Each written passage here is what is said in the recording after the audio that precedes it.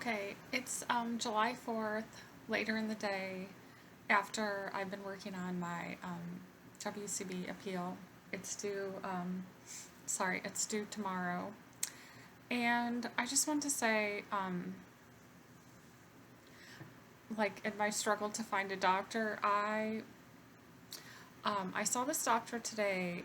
Well, actually, I didn't see him. He called on the phone because I wanted to go over my specialist report and maybe go on Cymbalta, which is a nerve pain medication. Well, it's also an antidepressant, but it's approved and recommended for nerve pain. Since I had pretty good luck with venlafaxine. So anyways, and just talking about, automation with the way primary care medicine is going, for example, during the COVID crisis, we had an app that anyone from Alberta could use as long as you had Alberta Health. You could download this app to your computer, and it was supposed to be a video call with a doctor. You type in all of your symptoms. Actually, did it twice. I typed in symptoms to see, what it was like. And then you can schedule a time when a doctor will have a video chat with you. Obviously, it doesn't work for everything, and for some symptoms, it says go to the nearest emergency room because obviously everything cannot be solved with a video chat. And but I put in my symptoms for when my injury happened, and a couple days after my injury, when I went back to work, my arm went numb, and so I put in all those symptoms that I was having, and it's not exactly foolproof because there were some kind of choices where I had to choose, but it wasn't exactly in my words it wasn't exactly the right choices actually. So it's pretty good, but not 100%. But anyways, I that's really going to be the future, I think, for primary care medicine, and it sounds very harsh, but essentially, the patient is putting in all the information, I'm answering the questions that a physician would document in his EMR.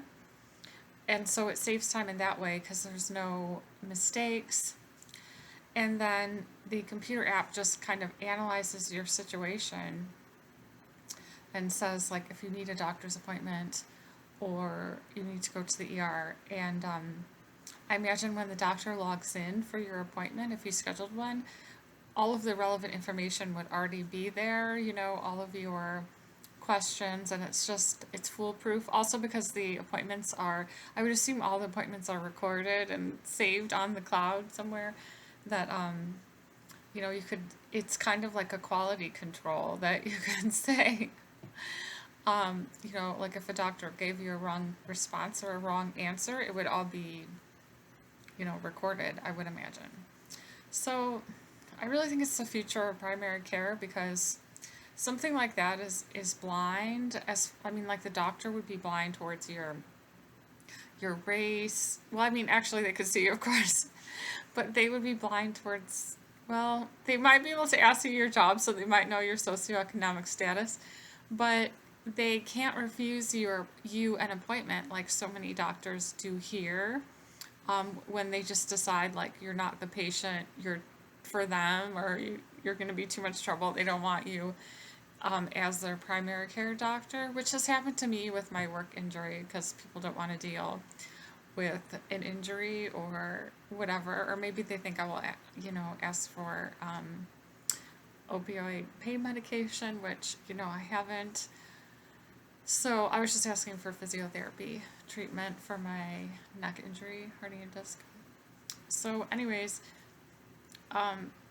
my point is, when I had this telephone appointment this morning, the doctor called me and he did such a good job, kind of assessing my situation. And then he said he would call in my new prescription for Cymbalta.